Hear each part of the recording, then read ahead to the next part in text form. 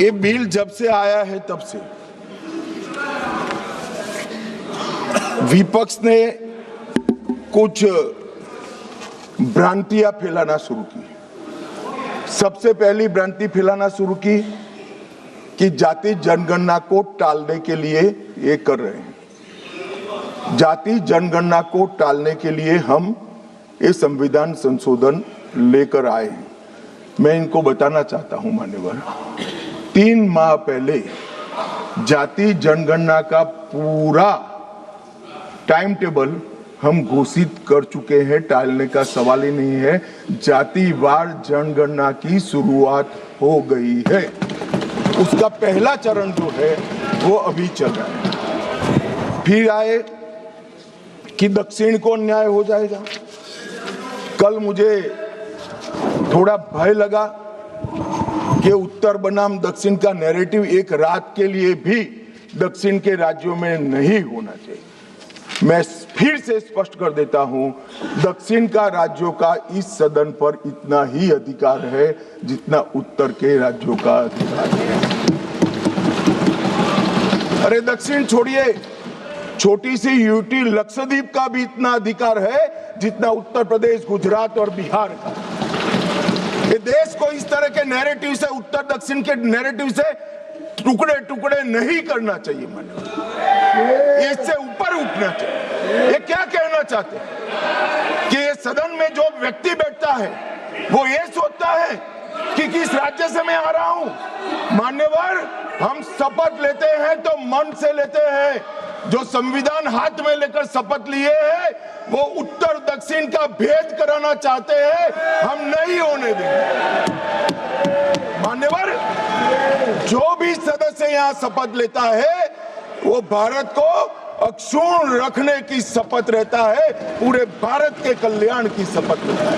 वो अपनी कॉन्स्टिट्यूएंसी, अपना राज्य, अपना धर्म, अपनी जाति की शपथ नहीं लेता है। और ये क्या नैरेटिव फैलाया, और ये मानते हैं कि ये नैरेटिव से हमारी पॉपुलैरिटी हो जाएगी, बाल सफेद हो जाएंगे या नहीं बैठ पाओगे। नहीं हो पाए। देश के अंदर विभाजन कर कर कोई सत्ता प्राप्त नहीं कर सकता।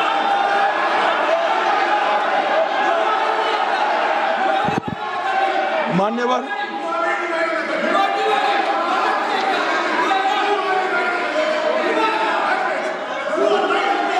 बैठ जाओ। गुस्सा क्यों खा रहे हो? इतना गुस्सा मत खाओ प्लीज प्लीज। इतना सदन में, मारन जी, सदन में इतना गुस्सा नहीं करते हैं। शांत। मान्यवर,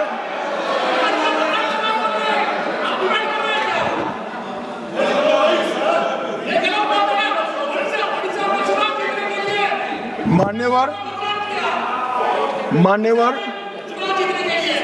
जोर से बोलने से बोलना है आपको। मैं बैठ जाता हूं, बोलो चलो। नहीं, उनको बोलने दीजिए ना प्लीज। नो नो,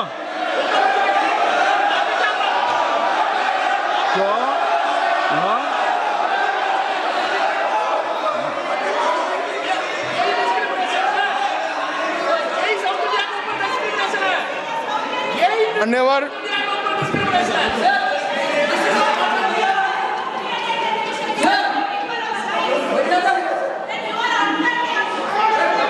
मान्यवर, मान्यवर,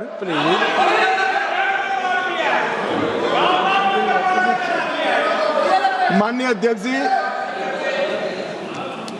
झूठ को जोर से बोलने से सच नहीं होता। सच सच होता।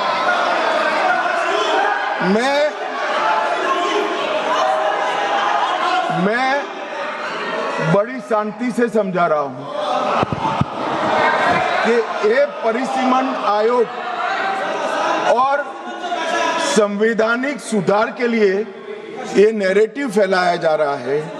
आज भी सभी लोग बोले हैं कि इससे दक्षिण के राज्यों का प्रतिनिधित्व की दृष्टि से नुकसान होगा।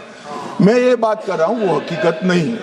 अब जब मैं हकीकत नहीं है कहता हूँ तो कल मैंने डिटेल बताया था, मगर फिर भी भाषण पढ़े जाते हैं फ्यूचर में। ये नैरेटिव तोड़ने के लिए जरूरी है कि मैं एक लाइन में समझाऊंगा। कर्नाटक, आंध्र प्रदेश, तेलंगाना, तमिलनाडु और केरला, 4-5 राज्यों का जो काल्पनिक एक दक्षिण उत्तर करा है, इसके 5 राज्य है, उसकी 543 सीटों में अभी स्ट्रेंथ है 129। अब 129 जो स्ट्रेंथ है 543 के प्रतिशत निकालते हैं तो 23.76% होती है। अब 50% वृद्धि कर जब ये 5 राज्यों की सीटों का हम आवंटन करते हैं तो 129 से बढ़कर 195 होती है। 129 के बढ़कर सीटें 195 होगी, जिसका 816 में प्रतिशत भार निकालते हैं तो 23.87 आएगा। तो पहले 23.76 था और अब थोड़ा सा बढ़कर 23.87 होगा। इसलिए मैं कह रहा हूं किसी का नुकसान नहीं। मान्यवर, कुछ सदस्यों ने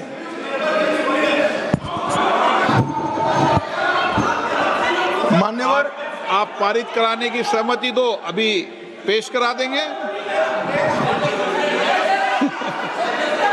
हाँ, 1 घंटा रुक जाएंगे। चलो माननीय गृह मंत्री बता दो इनको, 1 घंटा रुक जाएंगे। कि तैयार है 50% का बिल, 1 घंटा रुक जाएंगे। पेश तैयार हो तो कर दें इनको। 1 सेकंड बैठ जाओ। बैठो। राजा जी एक मिनट मुझे सुनो। बता दो इनको। अगर इस बिल का विरोध करने का कारण 50% लिखित में चाहिए तो 1 घंटा सदन बंद कर दिए, मैं ऑफिशियल अमेंडमेंट लेकर आता हूं मान्यवर, मगर बिल पारित करने का वो वादा करते हैं।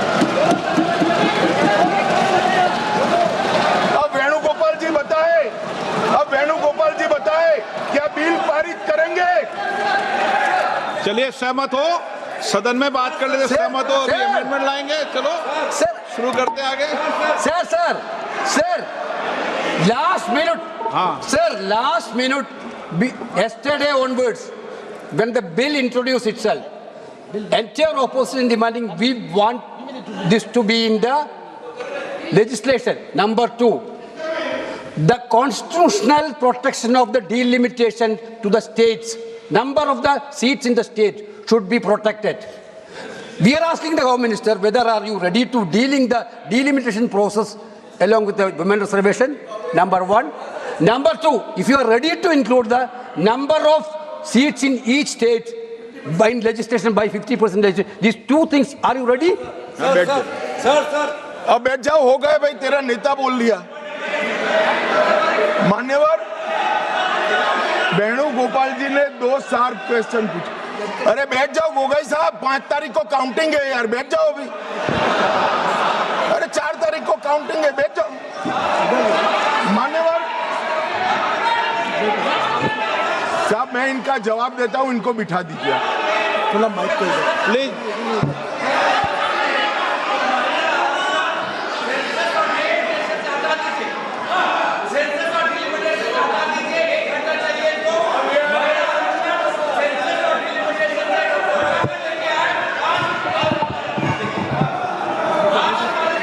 अखिलेश जी से पूछ लेना।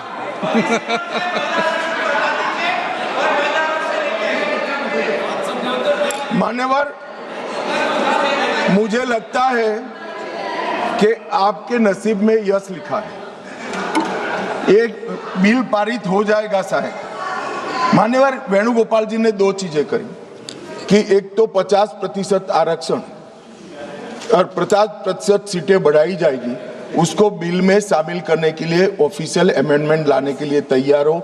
हाँ जी, मैं तैयार हूं।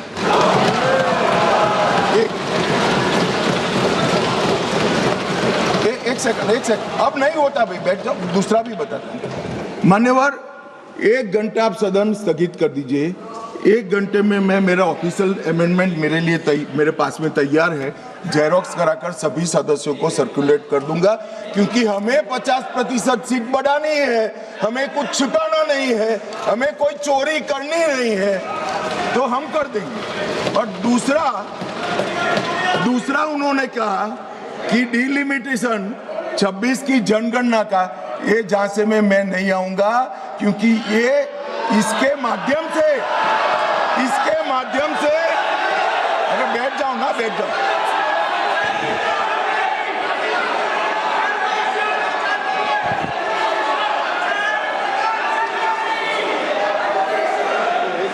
क्या कई बार है ना, सदन में भी फैसले हो जाते हैं, इसलिए सदन में फैसला कर लो।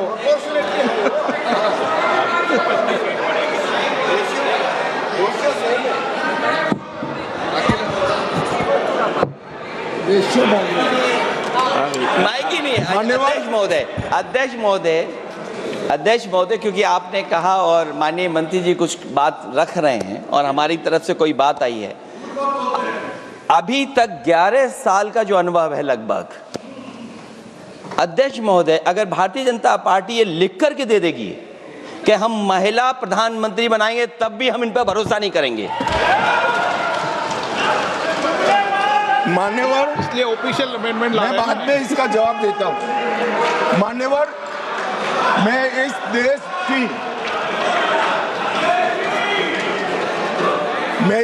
की मातृशक्ति को कहना चाहता हूं कि राहुल गांधी जी की अनुपस्थिति में कांग्रेस पार्टी ने जो प्रस्ताव रखा है वो एक बहुत सुहाना जाल है महिला आरक्षण को फिर से एक बार 29 के पहले नहीं होने देंगे। इसलिए मान्यवर, ये जो कहते हैं कि हमारे राज्यों का समान भार होना चाहिए, मैं सहमत हूं।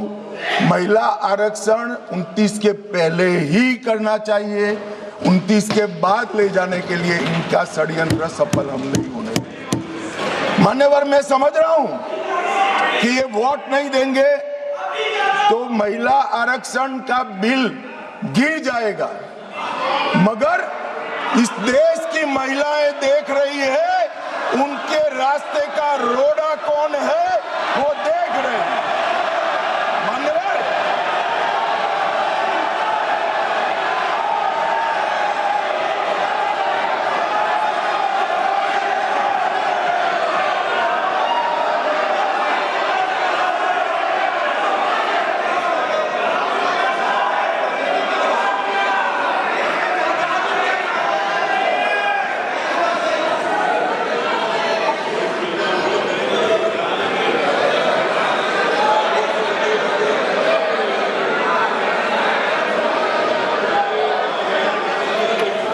मान्यवर, यहाँ पर तो शोर शराबा कर बच जाओगे, मगर माताओं बहनों का जो आक्रोश आपके खिलाफ है ना, जब मैदान में जाओगे तब मालूम पड़ेगा। भागते हुए रास्ता नहीं मिलेगा। चुनाव में जब जाएंगे तब मालूम पड़ेगा, मातृशक्ति हिसाब मांगेगी।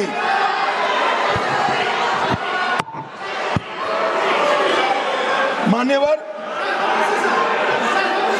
यहां कुछ सदस्यों ने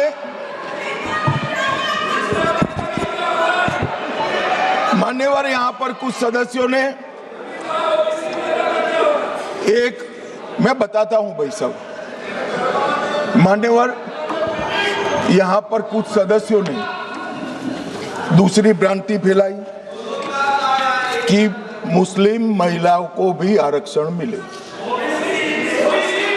अरे आता हूं भाई, आता हूं। पहले अखिलेश बैठे हैं तो पहले उनकी बात करूं ना, पहली बेंच पर बैठे देखो। मान्यवर, मैं यहां सरकार की, संविधान की और भारतीय जनता पार्टी की नीतियों की पॉलिसी के बारे में स्पष्ट करना चाहता हूं। भारतीय संविधान धर्म के आधार पर आरक्षण को स्वीकार नहीं करता है। मान्यवर, इसके दो कारण हैं। पप्पू सुन लिया ना, अब शांति रखो, ठंड रखो यार, चलो। मान्यवर, आरक्षण पाने की योग्यता पहला कारण है। आरक्षण पाने की योग्यता